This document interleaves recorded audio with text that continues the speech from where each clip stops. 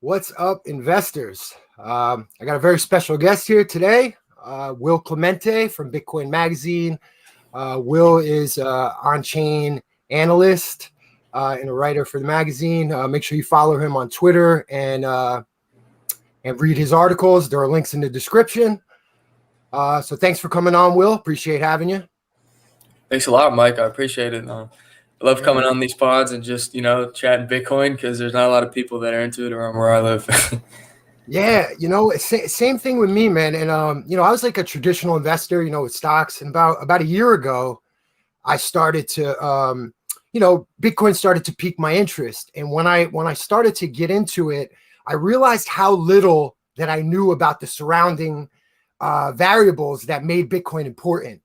And, like the macro backdrop, like yields and that kind of thing. I was kind of like, trading stocks and when I started to piece some of that stuff together, it hit me like, wow, man, Bitcoin is so important. And I really just wanted to start to make content and push it out there for regular people, like average people, and I think you do a great job of explaining some of the macro trends in your article called contango and over collateralization.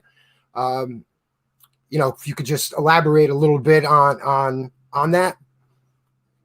Yeah, sure. So, as you described, we're kind of in this macro situation where the government they can kind of manipulate through two different things. They either lower the interest rates, which they've been doing since the 1980s, which causes growth in assets, and then the other thing they can just do is monetize their debt and print money, and so in the end of when we got into the Corona crash of last year, they really had no wiggle room with interest rates, and now they're all left with only being able to print money.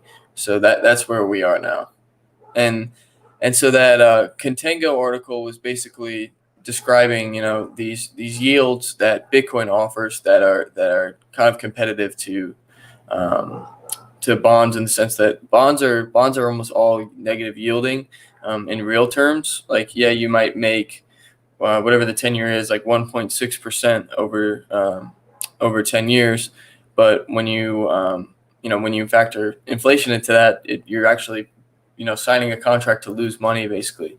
Right. So if asset prices are all correlated to your fixed income rate. So when you are valuing a stock, for example, you use a discount cash flow model, which you're basically like projecting the cash flows into the future. Like it's almost like if you think of a stock as a money machine, you're like, okay, how much money can this thing print a year? And then you're trying to figure out if the value you're paying for the money printer now is worth what it's going to be in 5 years based off of the cash flow. So when you're using that discount cash flow model, you're using a discount rate, which is the 10-year treasury. So what happens is when they lower the interest rate, it raises equity prices because of that discount cash flow model that investors use.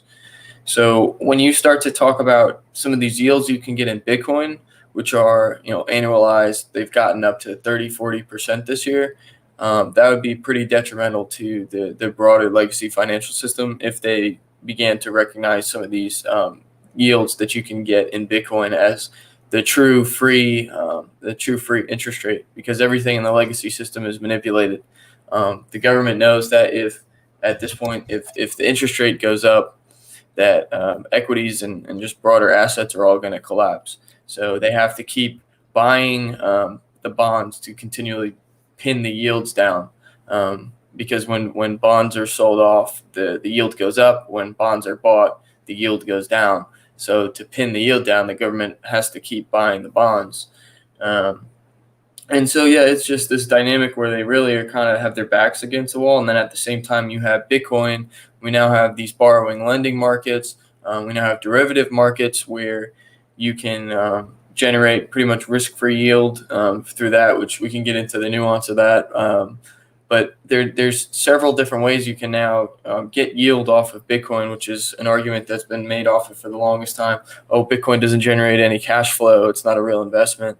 But now you can earn interest based off your Bitcoin in different ways. So I think it's a matter of, when do we get to that inflection point where the broader market recognizes Bitcoin as the true risk-free rate? Because it could even be people begin to recognize the appreciation of Bitcoin as the risk-free rate, which that would be insane because that's like 200% Right. annualized.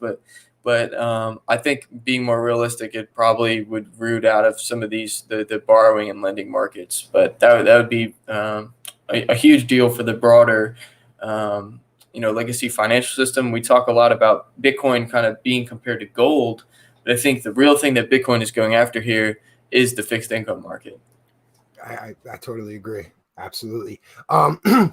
Also, too, another reason I wanted to talk to you and have you come on the channel as well is because what you're talking about for the average person is kind of like a complicated topic. Like the average Joe just walking around is not keeping up with with the yield curves or fixed income, right? So trying to even like pitch Bitcoin or explain the importance sometimes could be difficult because some of those things aren't like aren't stuff that culturally that we pay attention to like on a day-to-day basis, if that makes any sense. But especially like on the borrowing and lending end, that's where it really starts to get kind of complicated. Would you recommend, or would you suggest, like, what would you suggest a new person to Bitcoin? How would you suggest, what resources, and how would you suggest they kind of get familiar with the network? Yeah, so like first of all, I just wanted to touch on one thing you said about this is incredibly nuanced, and so for people that aren't they don't have this deep financial understanding. I'm sure there are people out there that understand this a million times better than me. I just follow smarter people than myself, but it's like if you don't understand the financial system and like what's going on with the debasing of the money, none of you don't see any of this, and so the Fed knows that. I think there's whether it's deliberate or not, there is this thing where they have all these fancy terms and it makes it seem very complicated for the average person, and so average people just don't even bother with that. And so I think out of that you get this effect where people like to blame capitalism for inequality, where the real reason that inequality is a problem and it has become a bigger problem over recent years is because of the money printing. Because literally the people who have assets are sitting there benefiting from the money printing, while every time the government prints more money, the people that are getting just obliterated are the people that are living paycheck to paycheck because they don't have any assets that are going up relative to that currency that's being debased. So yeah, I think that's a big problem. Like if we had broader like just financial education for the country, I think that would be a big difference, especially in some of these more underprivileged communities, to kind of understand the game that's being played. When you get that stimulus check or whatever it may be, just put all of your money into some kind of asset, because if you don't do that, it's not gonna. I mean, Bitcoin aside, just not holding cash, because in the environment and the way the money printer is just going rampant over the last 2 years. I mean, you're going to get demolished if you don't have some kind of asset.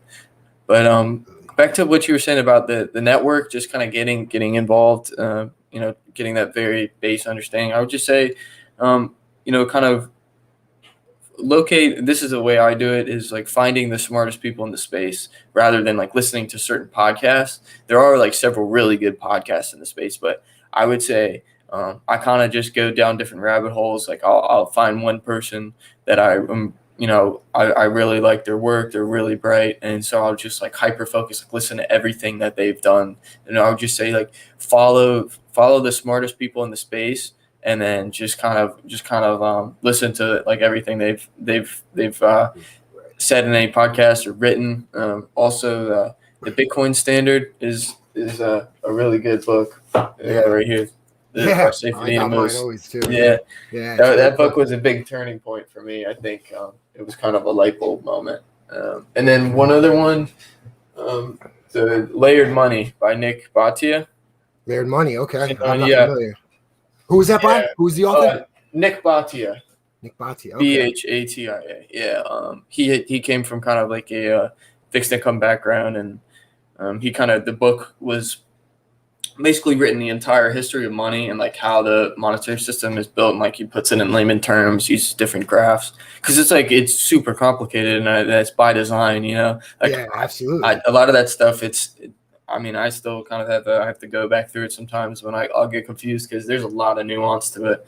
But Right. yeah, Nick Bhatia, he's a really smart guy. But at any Right. rate, I would just say listen to, follow the smartest people in the space. Those two books are probably a good start. And just like going through Twitter, honestly, like if you follow some of the big, like the I don't want to say influencers, because sometimes they're just putting out a bunch of nothing, but Right. just try to find the smartest people in the space where, see who they're following, right? Because like that can be a big indicator. If you go to like Plan B, right, like he's only following 190 people, so it's like those Right. You 190. know. Yeah, you know those people are legit that he's Right. following. So that's how I would do it, because I pretty much just went through all these. I went through like Willy Woo and Plan B's Right. feed, and just follow everybody they're following, because I want to Right. know what they're looking at. You know what I'm saying? So Yeah. I did that with because when I started like getting into like trying to understand Bitcoin, like making that attempt, it was like a real humbling experience, because it made me realize how little I knew about something simple like money, right?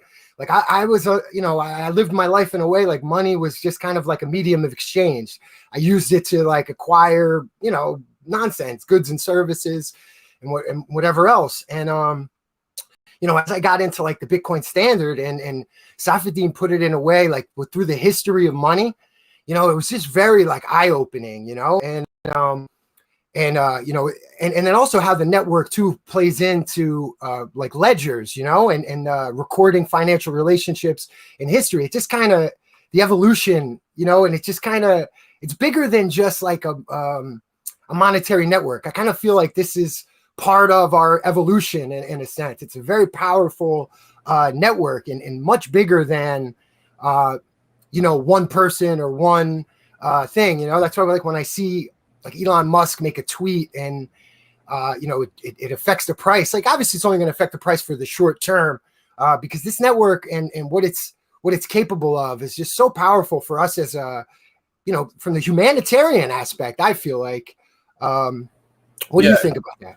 I completely agree, and I think when you just think about like the incentive structure that the current monetary system has built for society. We have this currency that's being debased at a crazy rate. So what that's at least subconsciously kind of embedding into people is spend, materialism, all these things that are kind of this like toxic part of our culture. I think a lot of that has to do with the money printing. You have like political extremes on both sides. I think the political extremism that on both sides is another kind of indirect impact of the money printing. I think when you kind of shift to this deflationary money, then it's setting up this incentive structure into everybody, therefore broader society, of building a future. Like for example, I got into Bitcoin in late August. I got my first Bitcoin, and through that process, now I like take care of my body more. I'm reading more, trying to take care of my mind, because it's like, okay, I know this thing in my mind. I know this thing is going to appreciate over 10 years. Right. So I want to make sure I'm not, destroying myself so I can appreciate that spending power. You know what I'm saying? So I think if you see that kind of incentive structure built into everybody, you kind of have this society where people are building for the future together, thinking forward. And it's just it makes society a better place, in my opinion, because of that incentive structure. Absolutely. Yeah, that was that was definitely like something, that book specifically, the most important book I ever read in my life, I think, is The Power of Now by Eckhart Tolle, right? Like it got me on something. But right after that, and it sounds kind of funny because I read, you read so many different books or whatever, but right behind that, like as far as like impact on my life and the way I live my life, the Bitcoin standard is definitely like second. Like, I mean, it changed like literally the way I think, like you were saying. And, and it's something that I just feel like, if it could be explained to, and you do a great job in your articles, I feel like, putting it in a digestible way, because, the topic in the variables around the topic are pretty complex, and you do a really nice job of breaking it down in a digestible way that like just an average Joe can read your work and see it. And that's really admirable, because I'm sure that's difficult, because like I've read like Robert Breedlove, right? I love Robert Breedlove's work, but it took me a little while to build up to being able to really understand what he's saying. You know what I mean? Yeah, 100%. And I really appreciate it, because that's what I've been basically trying to do through my work, is kind of be that bridge to, there's a lot of people that want to understand what's going on, but maybe they're not like me. They're not a college kid who just has a shit ton of time on their hands. Maybe they, have full-time jobs and they can't do all this in-depth research into this stuff. So it's like, okay, I'll just transfer, because in my head, like when I'm trying to understand this stuff, like the way I'm explaining it, that's how I break it down in my head, because like I have to just put it into simple terms, because like I was saying, like kind of towards the beginning, a lot of this stuff, like the terms and the jargon in it, it makes everything seem like so, very complicated. Right. But if you translate it, like almost make your own little definition of everything and then break it down that way, it becomes a lot simpler in your head. And that's just like how I function, is I just try to like dumb things down into the most simple way to explain them, to kind of wrap my head around it. So I think that's been beneficial for, kind of translating that into the layman's term, because that's kind of naturally how I think anyway.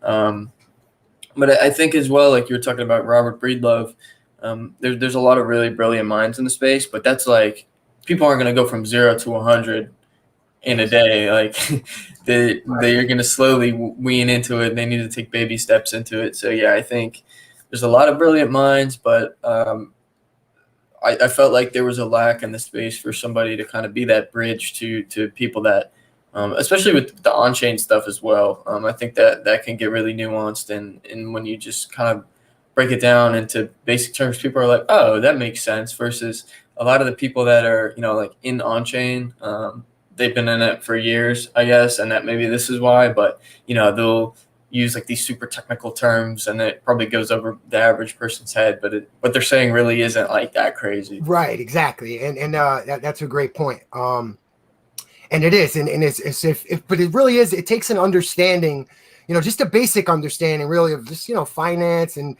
psychology a little bit. Like they've done, or whoever Satoshi is, did such a brilliant job of taking so many different elements and combining them to this one important network, right? And I wanted to talk a little bit about the Bitcoin network effects, and do you think, like, how long do you think before we're looking at, the Bitcoin being either the settlement layer or the reserve currency, or before it's mass adapted? Yeah, that's a really good question. I think it kind of comes down to, when you have loss and trust in the legacy system. I think, Bitcoin is this kind of like battering ram, keeps banging up against the legacy financial system. Eventually it's going to break through. But I think what causes that weakness, allowing it to break through, is looking at what's going on in the current system, and, just keeping a close eye on things like, the credit markets, where yields are. If yields start to blow out, then, the Fed might have to start doing some kind of like blatant yield curve control, which they might be doing already, just haven't announced it. But I would just say keeping a close eye on the current system and seeing how fragile it is. And then if everything breaks down in this system, people are going to flood to the exit. So I would say keeping a close eye on that. Also, the yields. Can I ask you what would that look like? Like, what would that look like from, if I wanted to keep an eye on that, like what would I be, what indicators would I be looking for? Yeah, so I think, the first thing just for like the credit markets is just to look at credit default swaps and the kind of rates that they all are kind of trading on like an intra-weekly basis, I suppose. Looking at just the 10-year, the 30-year yield, the treasury yield, just I look at the DXY a little bit, which is the dollar index, but uh, honestly, I think it's kind of flawed if you're really trying to get a gauge of the broader trend, because there's this dynamic where it's being measured against other currencies, but they have coordinated debasement going on. So like the US debases their currency. Okay, so now Europe takes their turn and debases their currency.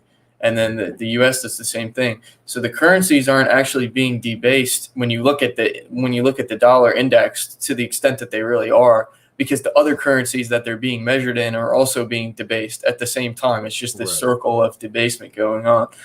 So I look at the DXY a little bit, but I don't pay too much mind to it. I also keep up with the what the Fed's saying. I think that is kind of important to just gauge where they're at with policies. They're talking about how they're not going to probably move rates for years now. So I think that's making a more bullish case for Bitcoin in terms of the money printer going burr over the next couple years. Also, just looking at the money supply in general. I think that's an important thing to look at. I think that's probably the best way to measure the debasement, in my opinion, is like the growth of M1, M2. And then I look at CPI a little bit, and only because like obviously CPI is flawed, but you have like, even if you think something is flawed, you have to look at what other people are looking at as well. Like if CPI starts to blow out, whether you think CPI is valid or not, the majority of the legacy financial system does. So I still think it's important to look at, okay, well, this might affect their behavior in a certain way. So I still think you need to be aware of what's going on with CPI. Right, makes sense. And I've been saying on this channel for quite a bit, like it's, I pay attention to the CPI, but it's really not the best indicator for inflation, especially the metric when they take, what is it, food and energy out of the equation, because like those are the two like volatile things, and I think Michael Saylor puts it best, like what is inflation, it's not, for your Netflix or for an Uber ride, no, you're not seeing it, but for the things that matter in life, you're seeing quite a bit of it, right? Like education, or higher education rather, the value of homes. Do you expect that to, like, how bad do you expect that to get? Are you a person who thinks that we're going to face hyperinflation at some point? Yeah, great question. I would say, when you're first of all, like when you're talking about the technology, I think you bring up a good point there, because like technology is inherently deflationary because you're getting more for less money. Like your iPhone, you're getting more the more things you can do on your iPhone that if you had calculated the total cost of that, now being able to do it on your iPhone, it's cheaper. When you have like competitive streaming services, which is lowering the cost of streaming, TVs going down in price. Like a lot of technology is deflationary, and so it's funny that and this is Jeff Booth's whole thesis in his book. I don't have it next to me. I would show it, but it's The Price of Tomorrow. It's like a really good book. I'm sure you've heard of that one. Yeah, by Jeff Booth. Yep. Yeah, yeah. So that's his whole kind of thesis, and that the inflation is almost speeding up the deflationary effect, because you're printing money, so people need to get some yield out of the money. So therefore, venture capital is investing in more and more and more technology, which is more and more and more deflationary because technology is deflationary. So it's like this funny effect where they're basically like, I don't know. I just think of like someone shoveling into a hole and the hole keeps getting deeper. It's Yeah, exactly. it's just ridiculous what's going on. But in terms of like, go ahead. No, I was circling back to like the kind of like the Fed or the government in general, like kind of relying on the public to be kind of ignorant, right? Like a lot of people think they see the rising prices and they think, oh, this is greedy vendors, right? Like, oh, the restaurant raised their prices by $1, they're being greedy. Meanwhile, it's really not that at all. You know what I mean? It's the commodities and the costs are going up for them. So they're raising prices just to stay afloat, not maximize profit, you know? Yeah, 100%. It's ridiculous. You start to hear people, like, oh, capitalism, they're raising the price. It's Right. like you're saying, like they have to make a living. They have to stay profitable. If they don't raise the prices, their costs are going up. They have to raise the cost that they're selling things, or else their profit margin is getting squeezed. So yeah, 100%. And I think as blatant as that is, I think a lot of people don't realize that, and then it becomes this big political narrative to say things like, oh, they're price gouging and things like that. But a lot of it is just, well, hello, government, you're debasing the money at a crazy rate. That's why it's happening. So it's just craziness. And in terms of when to kind of expect inflation, and like how I kind of see it playing out. I think at first you see like asset inflation, which we are seeing now. I think if you want to find inflation, like go look at the S&P 500 over the last 10 years, 10, 15 years. Go look at the NASDAQ. When you look at, there's something called the velocity of money for listeners, where it's basically measuring how fast money is changing hands constantly. So if the velocity of money is going down, people are like, in Bitcoin terms, hodling their dollars, right? Like people aren't like moving their dollars around all the time. So what that kind of shows is that the quantitative easing, the liquidity that they're inserting into the system through the bond market, aka like up top, is not trickling down. All that's happening is this money is just getting stuffed right into assets. And so it just creates this effect where the assets are just going to come, they're going parabolic, because all that money, people up top are getting the money through the bond market, and they're saying, I have, I have enough money. I don't, need to do anything with it. I'm just going to throw it into an asset so that it doesn't erode away. And so you have this crazy effect with asset prices. So I see that being how it kind of plays out at first. And then as we continually see like more money printing going directly to individual, like through these stimulus checks, and I'm sure in my humble opinion, like we'll start to see some kind of recurring government payments in the near future. Call it within the next like 2 years. But What do you mean? What do you mean? Like to the citizens? Is that what you mean? Yeah, Like a universal income kind of thing? Yeah, exactly. I think you'll start to see that somewhat soon, and that's in Ray Dalio's Big Debt Crisis. That's like this big book he lays out, like basically like inflationary and deflationary crisis. Love it. Yeah. Yeah. Big Debt Ray Crisis. Dalio. Ray Dalio's genius, man. Yes, he is. But I see when they start to get the money printing going directly to people, then you'll start to see that consumer spending, like the consumer indexes that you use to measure inflation. Granted, the government doesn't just change the basket of goods around like they have for the last 10 years, but still, I think I think you'll start to see that broader like consumer inflation once more money's given directly to people, because like all the money's been printed, it's just up top.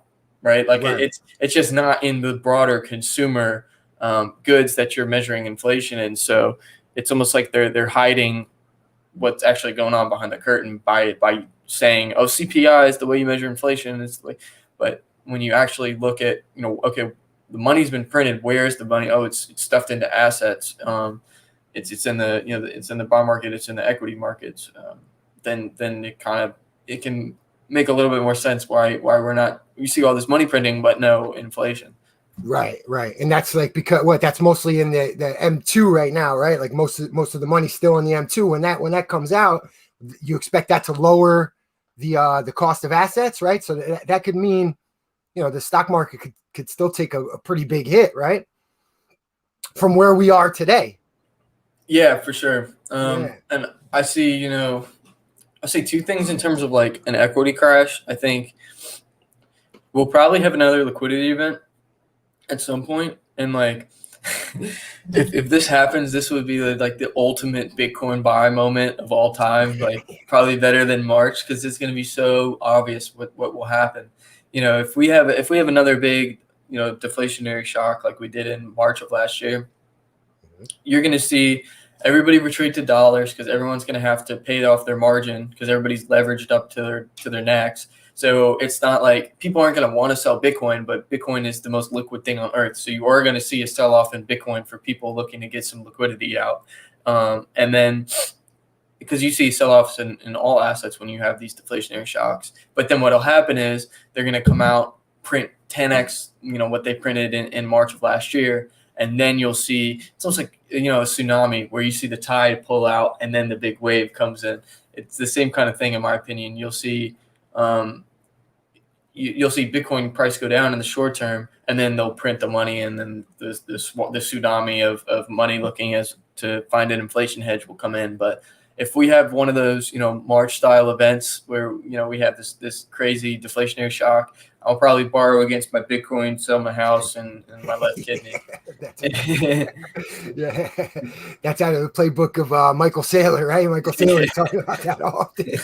Yeah. What do you think of that? That's a pretty bold move he's making, right? Don't you think, taking convertible debt and buying Bitcoin with it? I mean, he's a real believer, right? Like he's looking back on this period, if this goes where we think it's going to go, I mean, that's brilliant, right? Yeah, and he has the cash flow to pay the term off on the note, and then also he borrowed at a 0%. He probably could have borrowed at a negative, right. which is nuts. You're borrowing money, and people are paying you to borrow your money, which is crazy. Like, I'm sure. This is like kind of veering away a little bit here, but I'm sure if like Apple did one of these raises, they could borrow money and get essentially paid to do it. They could probably borrow it at like a 2 or 3 -%, something crazy like that. Right. Yeah.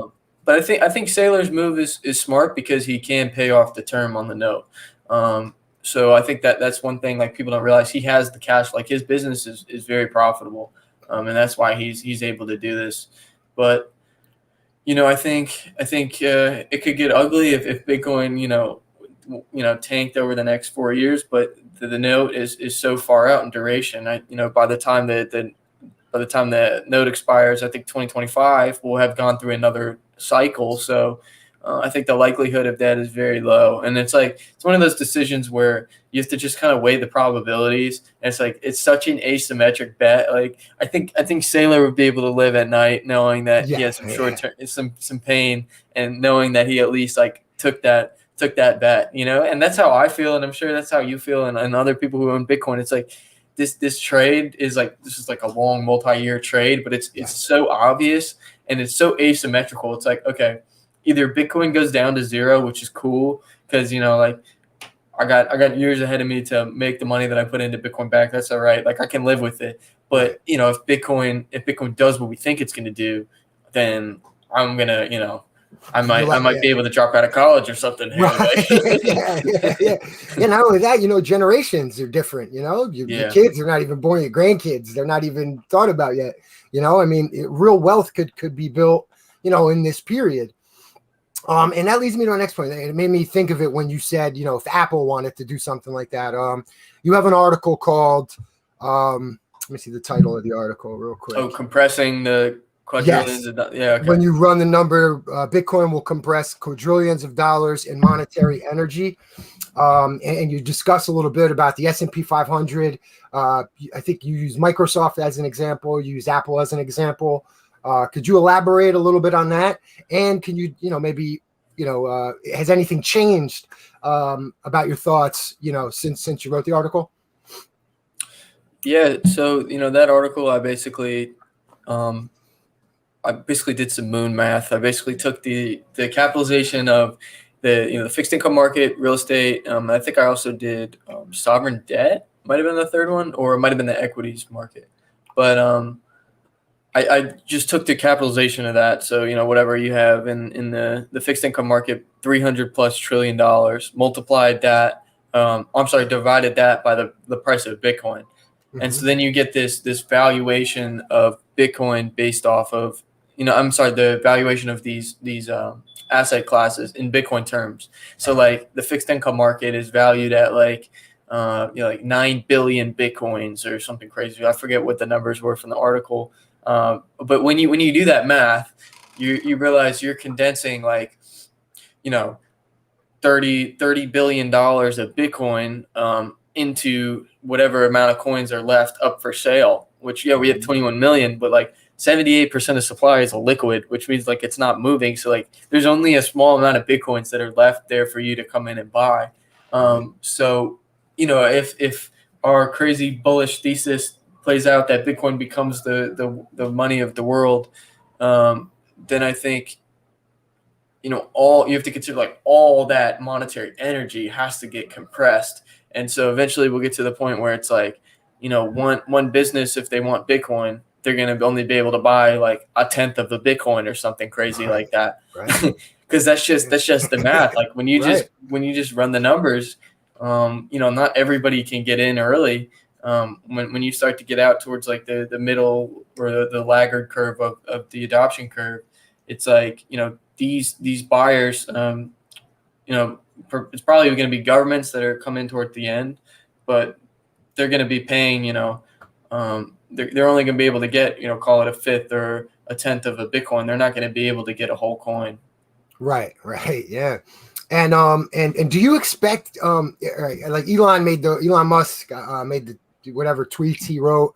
I don't think he really said anything new, right? Like I think we were pretty aware of that. For whatever reason, caused a sell-off. Do you think that that some of the companies like Microsoft or Apple, it kind of seemed like institutional adoption was imminent, right? And with a tweet like that, do you think that could affect anything going forward, short term, long term, you know, at all, or is it just irrelevant? Yeah, you know, like I think, first of all, like obviously disclosure, I'm biased, so my answer here might reflect that, but I don't think it matters. I think the institutional capital that's coming in, they're just looking fundamentally at, okay, you know, this thing's a fixed supply. There's the supply halving every 4 years. There can't be, you know, this thing can't be debased. And so it's just going to be an inflation hedge for them. And even if they take a small portion, but I don't think like the action of Elon is going to change the frame of thinking. Because like this, if they're really doing their due diligence, which like these big money is going to really do their due diligence, all like, even if there's like these environmental concerns, you know, I think they'll do their due diligence into all the work that's been done to debunk that. Because it's like just such a ridiculous claim, in my opinion, because, you know, the miners, their biggest cost is electricity, and the cheapest form of electricity is renewable. So obviously by default, Bitcoin incentivizes renewable energy, like just like from first principles, you know? So it's like, just saying that, it's like, dude, you didn't even do any basic like looking into what you're talking about. I think this is going to be a very humbling experience for Elon, because he's used to just knowing everything about what he's talking about. It seems like he's going through some like the frame of thinking that the space went back, you know, back in like 2017. He's getting up, he's going to catch up, but I think he's talking about like block size and all these kinds of things. Like these are conversations from like 2017. Right. And these things have been touched on. Like all this stuff. It's funny, you see, like, and I think Elon is just such a public figure. So everybody goes through this, but you're really seeing it with Elon. It's like everybody comes into space and then they're like, oh, this is, you know, I get this. And then they, you know, they think they know what they're talking about. And really they have no idea what they're talking about. It's the thing you're saying that with Elon. Yeah. Do you think that he has any like any agenda behind that? Like I know, you know, I know he talks about Dogecoin. I don't really think he can't really think that that's something. But do you think maybe you know, Tesla to get involved in some kind of mining? Can he do something like that, or is something like that a possibility? Yeah, it's a really interesting thought you just brought up, because it's like, okay, what if he said all that stuff about the ESG, about the environment, and then Tesla comes out and says, oh, we have this renewable solution for Bitcoin mining. Like that would be a really good marketing strategy. Yeah, I think, you know, you're right. Yeah, like that's what kind of what I was wondering. Like, I don't know if it's possible. I don't know, you know, I'm just speculating, but just when I hear something on Twitter or a public figure or anything, I always right away, and this is, you know, this is the way our culture is, I have to ask myself, you know, what's the reporter or the person saying it, what is their agenda? Is this agenda driven? You know what I mean? And like you said, it's like sometimes a marketing ploy. Now, I'm not saying that applies to this case, but in a lot of cases you see it, you know? Yeah, for sure. And then also, like, I think there's that, and then also the possibility of just Elon got a tap on the shoulder from the government, because Tesla basically has lived off of government subsidies their whole entire existence. So, Yeah. if somebody from the government, gave Elon a tap on the shoulder and said, "Hold on, you gotta back this up a little bit," like, I think it's interesting. Like, they didn't sell, so Yeah, that was the other like, thing, right? yeah, Like, like what? that's the signal. Like, that's the signal. All the other stuff is just noise. The signal Right. there was, you could have, that whole message he put out, just like not looked at anything. Literally just looked at Tesla is not selling their Bitcoin. Okay, like Right. that's all. Yeah. That's all that really matters. I think the markets were already kind of fragile. There's a lot of leverage in the markets, and then just seeing the FUD come out with Elon, and then you saw China. I think that's what, and then the leverage, like the liquidations on the way down, that kind of just propelled the sell off. But yeah, I just see it as kind of like short term stuff. I mean, like I feel like every cycle. Granted, this is my first cycle, but it seems like by just looking into the past, each cycle the FUD that spread becomes like a magnitude larger, and so it's like the FUD is going to scale up with Bitcoin's success, and so now this environment FUD is going to be like hammered on Bitcoin probably for the next years to come, because that's kind of the angle that, because the government's going to be looking to do something like Ethereum, which is proof of stake, which is not hard sound money, which the denominator can't be debased. That's what they like, so they're going to push that really hard, the whole trying to take that environmental angle, try to make people feel guilty for having Bitcoin over something that's environmentally friendly. But then again, like, you need to, and this is in Safety Dean's book, like you need to have some kind of work or energy exerted behind the money, or else it has no value. Right. Like what makes gold valuable is the fact that you have to extract it from the ground, and you can't just go in your backyard and dig up a gold rock and make a chain out of it. So it's like if you don't have some kind of energy that needs to be exerted into creating the money, then what's the money worth anyway? Right. Yeah, and I like how he touches on too, like where human beings find value, like they'll create more if they can, right? Like we fought wars over oil, or wherever we see value from the beginning of time. I think he uses an example.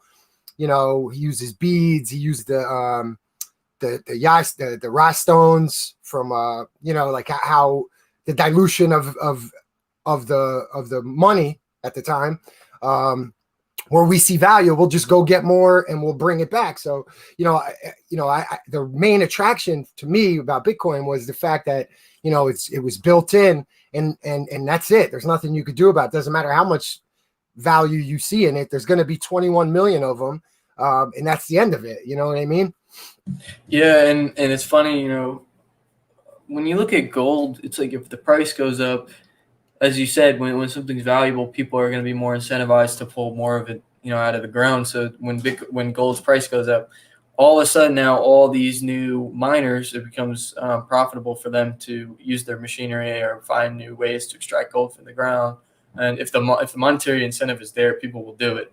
And with gold, it doesn't matter how many people come on. Like hash rate's gone like parabolic over the last year, but the amount of Bitcoins that have been created isn't changing. And so it's like that's why, in my opinion, you see these crazy cycles. Is it's like this, you're seeing the denominator isn't changing, but the demand for Bitcoin is just going parabolic, and that's what the price rise really is like a parabolic increase in demand, and it has, because the supply is fixed, that's what causes those crazy price rallies.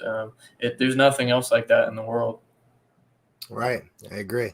And before we wrap it up, I wanted to say one thing. I was watching this video, this guy Dave Lee on investing, and he had James Wang, who was an ARK Invest analyst. Or I don't know if you're familiar with ARK Invest.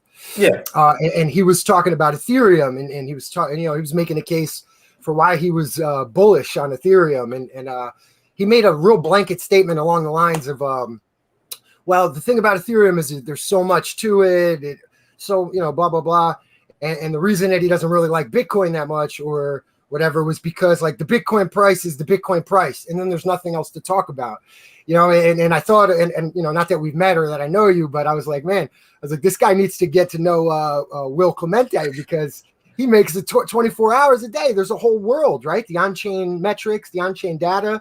I mean, there's a lot that goes into the Bitcoin price, right? Yeah, absolutely. It's, you know, it's to me, like I don't trade Bitcoin, but it's fascinating to me just to keep up with the market. And like, you know, you with this on-chain stuff, you get this, you know, look under the hood where you can kind of see over like week to week trends, kind of the behavior of the different market participants, and then more importantly, kind of like the broader cycle, and you can gauge kind of like the market behavior now compared to previous cycles and when they got overheated or underheated in the bear market. So yeah, I think you're 100% right. Like there's a lot to this, and anybody who doesn't see that is just being closed-minded. You're talking about the guy was saying there's only one use case for Bitcoin checking the price. It's like I saw, you know, a lot of the Ethereum heads, they like to say, oh, well, Ethereum, you can do so much more with it than Bitcoin, but it doesn't matter like how much more you can do. Bitcoin's sole purpose is to store your value across space and time. So Right. every day, I use Bitcoin every second of every day because I'm storing my value every second of every day. And that's what its use case is. It doesn't matter if it's got all these fancy bells and whistles. All that we need is sound money, and then you can have this core settlement layer, this core foundation for the money and therefore the economy for the rest of society to build off of. But when you have that core bedrock at the center of it all, then that will allow, you know, a better society to form. But and that's what Bitcoin is. But you know, we don't need all these features and stuff. That, you know, Bitcoin's sole purpose is just being that store value. That's right. Exactly. And yeah, Will, thank you so much for doing this, man. I'm gonna let you run. You know, hope you come back on again one day. I appreciate it. Had a great time with you too, by the way. Thank you for doing this. Yeah, likewise, Mike. I really enjoyed this part. Anytime you want me to come back on, I'd be happy to. Especially on the weekend, I'm just chilling. So just hit me up, and I'm happy to come on and chat with you, dude. It was a great Awesome, man. conversation. Yeah, man. Thank you so much, man. Take care. Likewise.